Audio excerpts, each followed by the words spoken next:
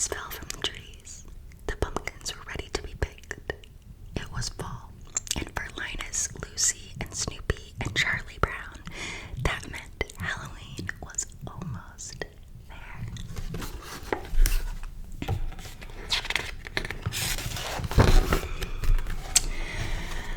It also meant football. One afternoon, Lucy approached Charlie Brown. "I'll hold the ball and you'll come running and kick it," she said sweetly. But Charlie Brown shook his head. He knew what Lucy was up to. "You just want me to come running up to kick that ball so you can pull it away and see me land flat on my back." "This time you can trust me," said Lucy. She held out a piece of paper. "See, here's a signed document testifying that I promised not to pull it away." He felt excited. This year he was really going to kick that football. Charlie Brown got a running start, but as usual, Lucy pulled the ball away as it got close. "Ah!" cried Charlie Brown as he flew into the air. "Peculiar thing about this document," said Lucy. "It was never notarized." It literally, it sounds exactly like the movie or show. Meanwhile, Linus was busy with his own fall tradition. He was writing his annual letter to the Great Pumpkin. "Dear Great Pumpkin," Linus began, "I am looking forward to your arrival on Halloween night. I hope you will bring me lots of presents."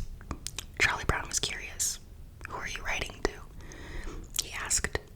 Linus smiled, and then he explained. "This is the time of year to write to the Great Pumpkin. On Halloween night, the Great Pumpkin rises out of the pumpkin patch and flies through the air with a bag of toys for all the children." Charlie Brown just shook his head as he walked away. Even Snoopy laughed as he walked by.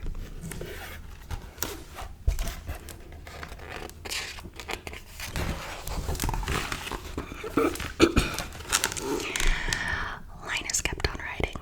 Soon his sister Lucy came by. "Not again," Lucy complained over his shoulder. "Writing a letter to a pumpkin. You make me the laughingstock of the neighborhood." But Linus still wrote. "Everyone tells me you're a fake, but I believe in you."